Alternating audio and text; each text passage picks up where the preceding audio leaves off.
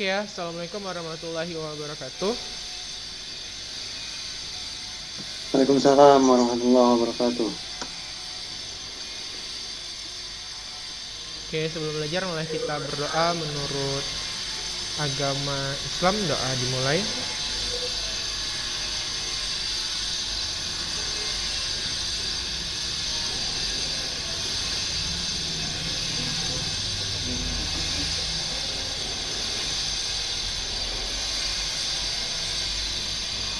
Oke, doa selesai. Sebelumnya ini PPT dramanya udah kelihatan nggak di layar kalian? Gimana? Ya, halo. PPT dramanya udah nampak di layar handphone kalian? Belum, Chat. Belum ya? Masih PDF itu. Oh, PDF. Oke.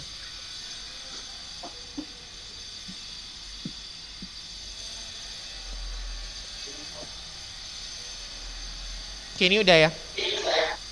Udah. Oke ya. Nah, oke. Jadi ini adalah teks terakhir. Jadi kelas 11. Insya Allah kalau di semester 2 itu teks terakhirnya itu adalah drama. Jadi kemarin kita sudah membahas beberapa tentang resensi.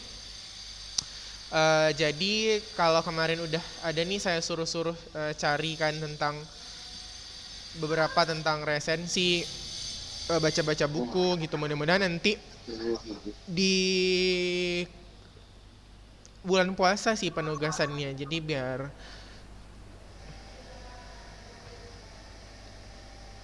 atau kita selesaikan aja dulu kalau nggak resensinya ya. Jadi gini, kan mungkin di bulan puasa nanti agak lebih banyak waktu luang gitu kan. Nah, jadi di bab 3 untuk tugas kalian, jadi cuma satu ini aja. Karena kan sebenarnya drama nanti ada prosesi tampilan. Tapi kan sebenarnya tampilan ini karena masa pandemi tidak mungkin dilaksanakan. Jadi kan berarti berkuranglah satu event kita untuk tugas bahasa Indonesia. Maka dalam semester ini kan nanti paling bulan 4 ini terakhir. Teks terakhir juga drama. Jadi nanti awal bulan 5 udah ujian. Maka untuk tugas hariannya yang terakhir tuh saya kasih buat resensi aja lah ya. Jadi resensi itu coba nanti kan kemarin udah ada saya suruh baca-baca di rumah. Resensinya kita samakan aja kalau bisa. Kalau mau novel boleh atau mau non fiksi juga boleh. Nah, kalau yang novel itu yang diresensi itu berarti unsur-unsur intrinsiknya, misalnya tema, latar, alur, sudut pandang. Nah, sementara kalau yang non fiksi, maka yang diresensi itu adalah struktur, konten, dan isi kebahasaan. Ini saya tulis di chat aja biar lebih jelas. Jadi kalau nanti resensinya berupa fiksi itu berarti yang novel-novel itu ya, yang hayalan.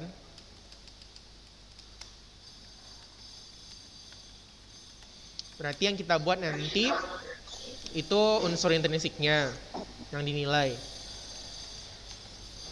Oke. Kalau dia nanti non fiksi atau yang hayalan, yang ilmiah, itu yang diambil itu adalah strukturnya dulu. Struktur buku yang baik itu kan mulai dari yang sederhana ke yang kompleks.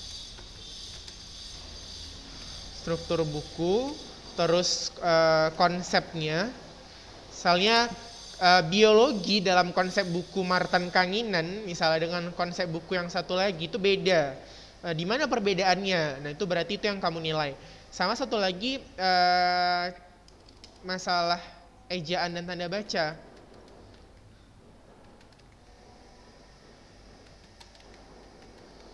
Termasuklah ke dalamnya itu berarti PUEBI ya, pedoman umum ejaan bahasa Indonesianya. Nah, PUEBI di sini berarti kamu juga menganalisis apakah paragraf itu koherensi atau kohesi. Itu dia. Jadi kalau resensi fiksi, ambil unsur intrinsiknya, misalnya yang kamu ambil itu seperti novel, legenda, terus fabel atau dongeng, itu kamu ambil unsur intrinsiknya. Kalau resensi buku seperti itu, roman gitu ya. Kalau non fiksi, misalnya buku-buku ilmiah seperti buku agama, psikologi, terus matematika, fisika, biologi.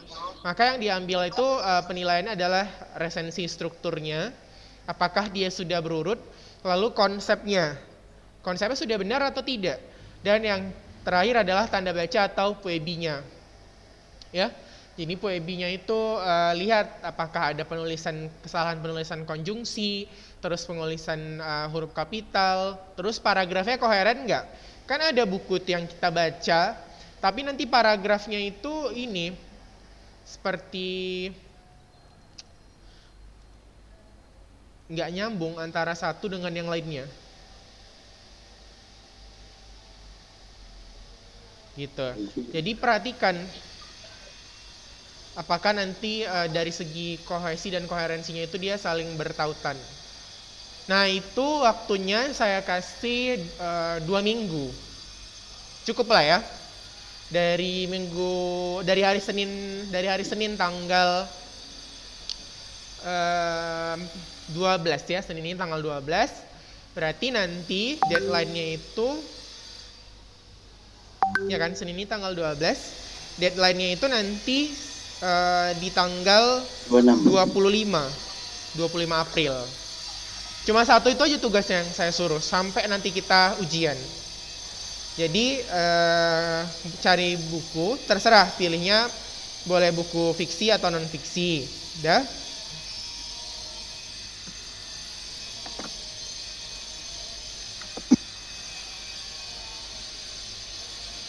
Ya kan? Terus buatlah ininya. Judulnya apa sesuai dengan struktur resensinya. Ada judul resensi kan, terus ada pembuka, lalu ada isinya itu kan berkaitan dengan kekurangan dan kelebihan. Nah, kekurangan dan kelebihan inilah yang beda. Kalau dia nanti buku fiksi berarti unsur intrinsiknya, kalau dia buku non fiksi atau yang ilmiah, maka yang kamu ambil yang itu saya tulis tadi, struktur, konsep, sama POEB-nya. Gitu, baru penutup. Nah, penutup itu tentang layak atau tidak layak buku itu. Misalnya layaknya untuk siapa gitu kan. Misalnya untuk kalangan anak SD, karena buku ini isinya sederhana.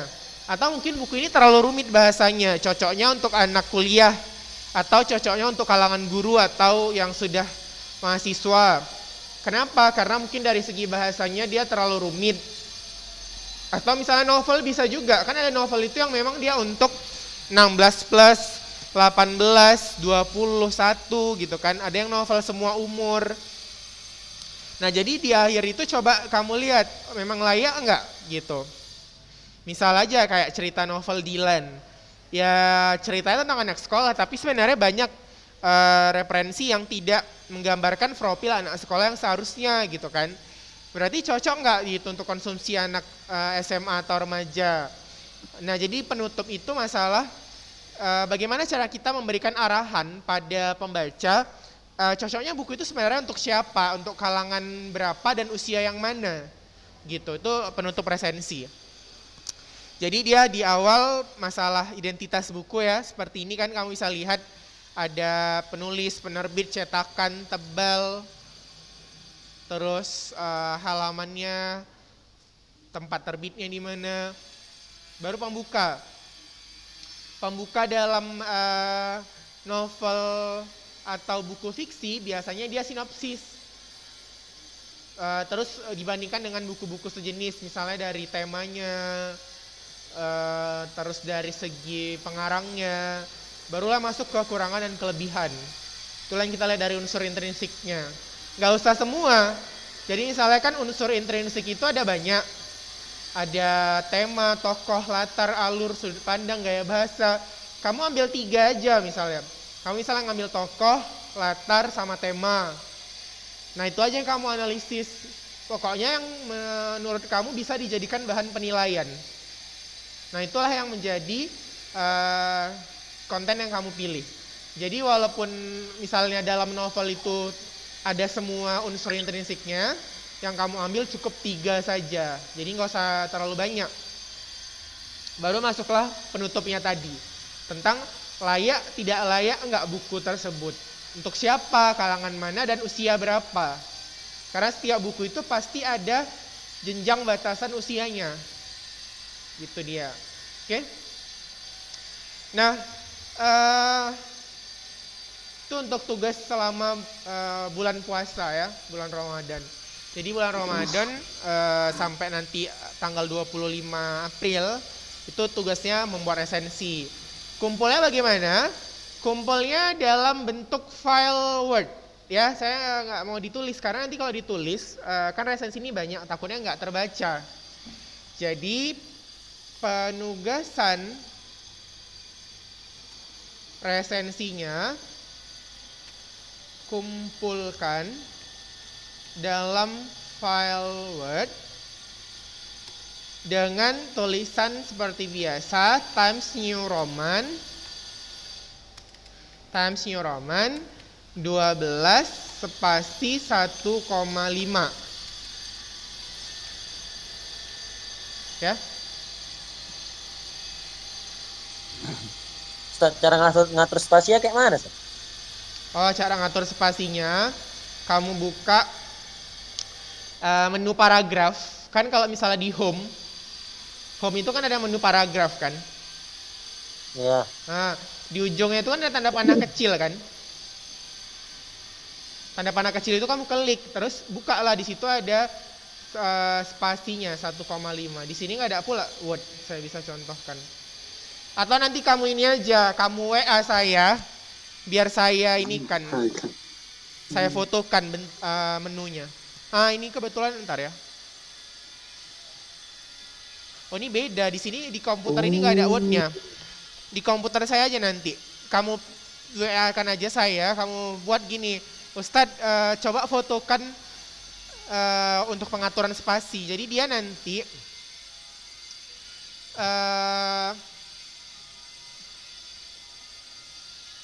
ada di bagian paragraf itu. Atau ntar saya sharekan ya. Penugasan resensi, ntar ini saya ketik dulu, kumpulan file Word Times New Roman spasi 21,5, terus PT-nya 0. Ntar ya, saya cari di Google.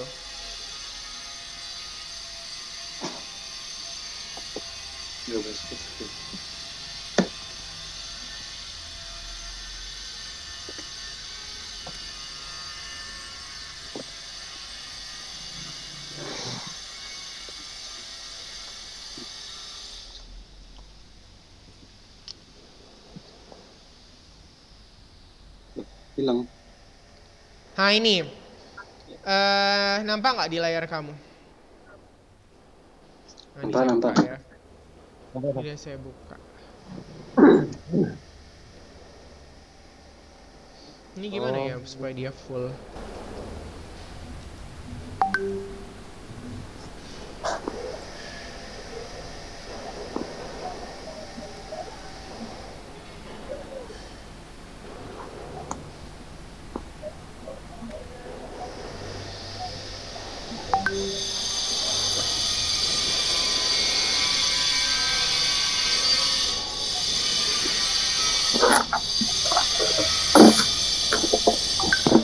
Nah ini dia, udah nampak kan?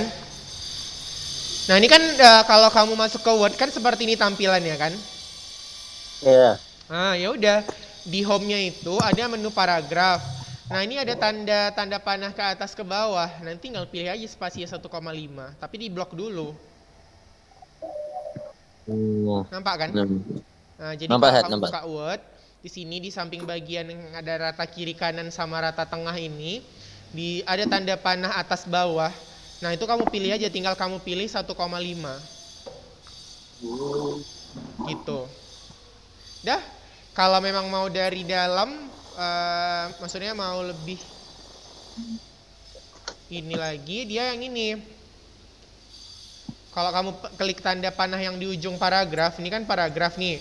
Ini kan ada tanda panah kecil ini yang saya tunjuk ini. Ini kamu klik. Nah, terus nanti kalau kamu klik, dia terbukanya itu nanti dia jadi seperti ini. Nah ini. Nah terus di bagian line spacing ini kamu ganti menjadi 1,5 lines. Diklik nanti di sini dan dia ada pilihan di line spacingnya ini 1,5 lines tulisannya. Dah. Terus yang before afternya ini kamu buat 0. Before afternya ini buat 0 baru kamu okekan. Gitu dia. Oke, bisa? Udah. Oke, gitu ya. Nah, itu kalau masalah spasi. Nah, tadi kan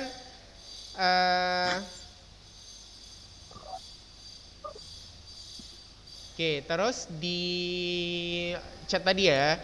Yang penting tadi penugasannya itu kumpulkan dalam file Word Times New Roman 1,5 spasi 12. Oke. PT-nya 0, yang tadi saya bilang before after itu 0. PT itu before afternya itu, jadi dinolkan supaya dia lebih rapi gitu. Tapi kalau itu nggak dinolkan nggak apa-apa lah. Yang penting dia Times New Roman 1,5 12. Terus boleh buku fiksi dan non fiksi seperti yang saya bilang tadi, cuman beda yang dinilai ya. Kalau buku fiksi beda penilaiannya, beda konten yang dinilai, non fiksi beda lagi konten yang dinilai. Terus pengumpulan itu paling lama di tanggal 25 April 2021. Kumpulkan dalam bentuk file Word di WA saja. Jangan lupa isi nama dan kelas kamu. Oke? Jadi kalau strukturnya bisa kamu lihat lah, di buku kan udah ada contohnya ya, mulai dari judul, terus ada identitas. Kalau pembukanya sudah ada di sini, kalau misalnya dia nanti apa nih? Kan ada nih di dalamnya ini kekurangan kelebihan. Kalau misalnya dia yang fiksi, berarti dari unsur intrinsik. Kalau non fiksi yang tadi dari struktur, terus dari konsep dan dari poebinya. Dan terakhir berarti judul, sinopsis, unsur intrinsik langsung penutup gitu. Unsur intrinsiknya itu kan berisi kekurangan dan kelebihan, ya kan? Kekurangan kelebihan itu kamu ngambil 3 aja. Misalnya kamu ngambil unsur intrinsiknya tokoh, latar, sama tema. Udah itu aja kamu bahas, nggak usah semuanya diambil. Nah di situ penilaian kamu gimana misalnya terhadap tema, tokoh, dan latarnya. Kamu balas itu kurangnya di mana, lebihnya di mana. Kalau bisa buatlah bukti kutipannya. Dah, baru buat penutup. Buku itu cocoknya atau novel itu cocoknya dikasih ke usia berapa, kalangan mana. Apakah anak SMA, mahasiswa, atau orang dewasa gitu. Paham? Ini ada pertanyaan ntar ya. Kalau buat di HP bisa kok. Kalau buat di HP bisa lewat HP pakai aplikasi WPS Office. Nah, dari WPS Office itu bisa ya, sorry saya salah ketik. Jadi dia di situ dari handphone misalnya, Ustaz saya repot nih kalau dari laptop saya mau dari handphone, ya bisa juga. Kamu download aja aplikasi WPS Office, kamu kerja di situ. WPS Office itu sama kok, basisnya sama dengan Word. Cuman mungkin tampilannya lebih kecil aja gitu. Boleh. Yang penting saya maunya dalam bentuk Word. Gitu aja, supaya lebih enak mengumpulkan file kamu. Karena kan kadang-kadang hasil penilaian dan bukti tugas kalian itu dikumpul ke dinas. Kalau dalam bentuk foto, di WA itu kan pecah resolusinya ketika dikirim ke saya. Jadi nggak gitu jelas, apalagi yang mungkin dari segi motonya goyang atau mungkin nulisnya cepat-cepat, buru-buru gitu. Jadi takutnya nggak terbaca, itu aja. Kayaknya kumpulkan dalam file Word. Kalau strukturnya bisa kamu lihat contohnya di halaman 226 kalau untuk yang fiksi. Kalau untuk non-fiksi itu di halaman 228. Contohnya seperti itu. Oke, ada lagi pertanyaan? Enggak ada. Oke, bisa ya. Nah itu aja sih. Jadi kita udah tutup bab untuk yang resensi. Pengumpulan akhir di tanggal 25 April. Oke. Nah selanjutnya untuk satu lagi, jangan copy paste dari internet. Kalau bisa biar aja sedikit tapi hasil kamu sendiri. Saya mau lihat bagaimana cara kamu merangkai kalimat. Karena kalau dari internet pasti saya sudah ingat isinya gitu. Nah selanjutnya kita masuk ke bab drama ya.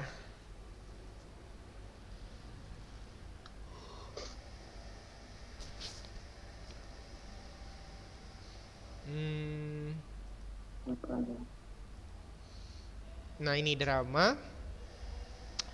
Oke, jadi drama ini salah satu jenis karya sastra yang dia bentuknya itu dilakonkan atau bentuknya itu dialog sebenarnya tapi dipentaskan. Apa sih sebenarnya beda drama dengan film? Drama itu dia lebih ke pementasan secara langsung. Jadi kita datang ke tempat pementasan, kita bayar tiket, kita lihat langsung di panggungnya, lalu mereka nampilnya itu dari awal sampai akhir tanpa ada pemutusan iklan, pemutusan sponsor dan sebagainya. Nah itu namanya drama. Kalau film kan kita mediasinya sudah alat elektronik. Terus dia diambil take by take atau per part gitu. Jadi misalnya take 1, take 2, take 3 kan gitu kalau film ya. Terus disatukan, diedit, dikasih backing sound apa segala macam, baru ditampilkan. Jadi dia nggak secara langsung. Nah itulah beda antara drama dan film. Kalau film itu dia pasti sudah ada unsur pengeditan dan pengambilannya itu latarnya itu bertukar secara jelas. Misalnya pagi, siang, sore, malam, terus misalnya hari ini dia di rumah, besok dia di mall, besoknya lagi di sekolah, jelas pertukaran latarnya. Sementara kalau drama ya pementasannya tetap di tempat yang sama, paling cuman ornamen-ornamen panggungnya aja yang agak di setel ulang gitu. Tapi tetap tempatnya di tempat yang sama gitu. Itulah namanya drama. Jadi sebenarnya drama dan film itu bukan masalah bentuk ya. Bukan masalah konten gitu, tapi masalah bentuk pementasannya bagaimana, mediasinya seperti apa. Jadi kalau drama itu pastinya dia secara langsung dan ditampilkan tanpa adanya jeda sampai habis, gitu dia. Oke, nah seperti itu untuk pengertian drama. Nah selanjutnya drama ini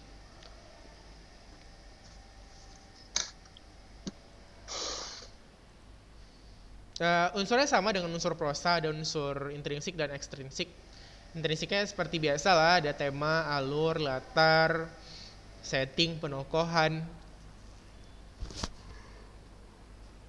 Lalu ada penunjuk laku, dan ekstrinsiknya itu ada dialog. Nah tahapannya itu nanti dia ada bagian pengenalan, pertikaian, puncak, dan penyelesaian. Jadi pasti dalam proses drama itu ada abstraksinya dulu, jelaskan di mana drama itu terjadi, terus latar budayanya seperti apa, karena latar budaya itu seperti yang pernah kita jelaskan di awal ya, pasti itu mempengaruhi isi amanat yang bisa kita ambil. Karena kan beda cara hidup orang luar negeri, barat misalnya, negara-negara Eropa, dengan orang Asia, mungkin dengan orang Afrika, dan perbandingan-perbandingan wilayah lainnya. Sehingga beda juga cara kita menangkap konflik dan penyelesaian di cerita drama tersebut gitu. Jadi jangan kaget kalau misal di Afrika itu ada drama-drama orang itu yang memang misalnya kasar, kayak ada penindikan di telinga, terus ada kayak mereka nggak mandi-mandi sampai kepalanya itu dikuncir-kuncir gitu rambutnya, yang mungkin kalau dari sebagian budaya di Asia itu kayaknya ekstrem gitu, tapi ya itulah memang budaya mereka gitu. Atau mungkin kalau ada orang barat yang kita lihat mereka memanggil orang tuanya dengan nama gitu kan, kesannya kalau dalam budaya ketimuran kita nggak sopan gitu ya, tapi memang seperti itulah memang mereka gitu. Jadi memang ya konflik dan pesan yang bisa kita ambil dari tiap daerah itu pastinya beda gitu. Mungkin kita kalau panggil orang tua kita nama ya udah gimana gitu responnya gitu kan, udah terbang-terbang lah piring di rumah itu. Nah tapi kan beda sama orang barat gitu, maka konfliknya itu juga pasti letaknya beda gitu. Jadi memang abstrak atau latar konteks budaya itu dalam proses pementasan drama itu jadi bagian yang satu hal yang penting gitu, esensial gitu, karena bisa salah kaprah kalau abstraksinya tidak jelas. Terus ada penunjuk laku gitu ya, jadi dalam drama itu akan dialog bentuknya. Mana ya kemarin ada unsur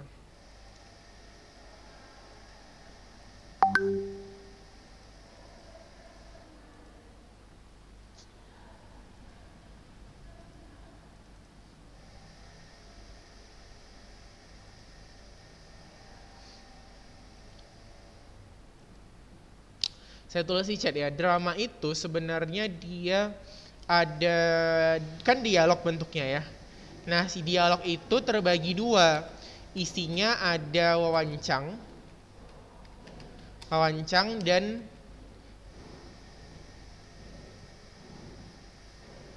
kramagung gitu.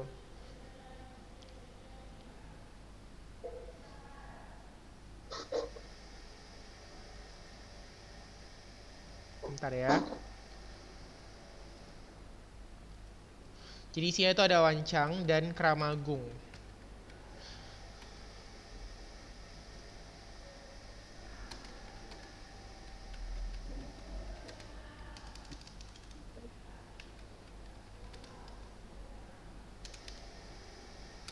Nah, apa yang dimaksud dengan wawancang? Wawancang itu adalah dialognya gitu. Jadi kalau misalnya kita baca drama kan ada gini, dia bertanya kepadaku sambil memukul meja dengan keras, brak gitu kan. Nah, dia bertanya kepadaku itu adalah wawancangnya, gitu dialognya. Sementara kramagung itu adalah tindakannya. Dia memukul meja dengan keras. Nah, itulah kramagung, berasal dari kata krama atau tindakan. Jadi misalnya bagaimana cara si pelakon atau tokoh drama itu mengekspresikan apa isi dialognya, itulah yang disebut sebagai kramagung. Apakah dia marah, apakah dia bersungut-sungut, ataukah ada yang sambil menendang, membentak, segala macam. Nah, itu kramagung. Cara dia mengekspresikan dialognya itulah yang disebut sebagai kramagung. Nah, dalam proses pementasan drama, kita mengenal beberapa aspek pementasan. Yang pertama ada tata lampu. Ini penting loh, tata lampu, karena dia menambah efek dramatis. Yang kedua, ada namanya tata suara. Tata suara itu terbagi dua. Ada namanya receiver dan mixer. Ini dicatat di buku catatan ya, karena nggak ada di buku. Nah, receiver dan mixer receiver itu adalah penerima suara. Jadi kalau misalnya di gedung-gedung kesenian Jakarta tempat drama itu, dia dindingnya tuh kedap suara, tapi ada penerima suaranya, namanya receiver. Nah, terus kan pemain ini ada suaranya yang besar, ada yang kecil, ada yang nggak kedengaran. Maka itulah tugas si mixer. Mixer itu memix atau menyeimbangkan semua suara, supaya nggak ada yang besar, nggak ada yang kecil. Gitu, jadi dia stabil suaranya.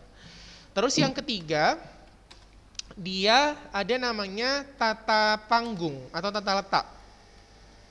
Tata panggung ini juga ada dua, ada sling dan fly. Sling itu adalah bagian panggung yang bisa memungkinkan kita bergerak secara horizontal.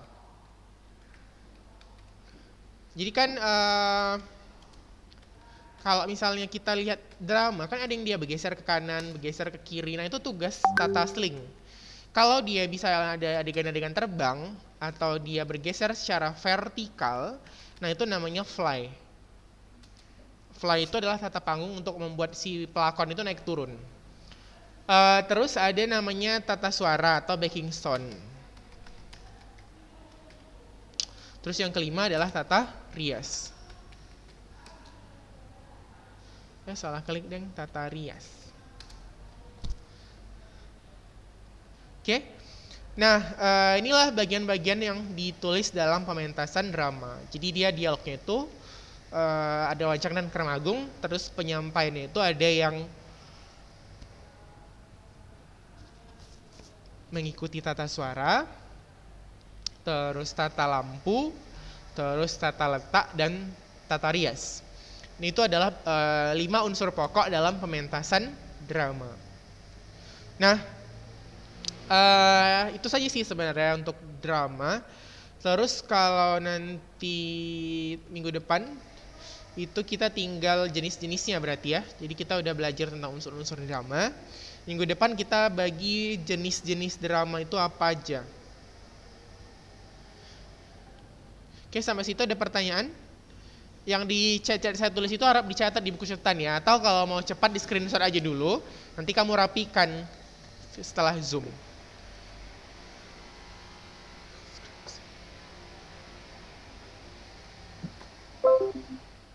Oke, ada pertanyaan?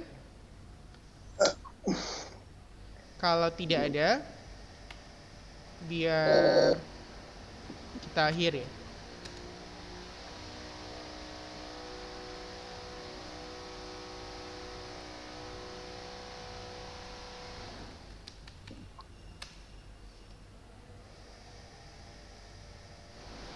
Oke, kalau tidak ada, terima kasih sudah hadir. Jangan lupa buat catatannya di rumah dan mulai dibaca buku-buku untuk resensinya. Jadi kan waktunya 2 minggu, kalau bisa seminggu pertama baca dulu, baru seminggu berikutnya mulai mengerjakan. Kalau ada yang kurang dipahami, nanti sambil mengerjakan boleh ditanyakan ke WA ya. Itu saja, assalamualaikum warahmatullahi wabarakatuh. Waalaikumsalam warahmatullahi wabarakatuh. Waalaikumsalam warahmatullahi wabarakatuh.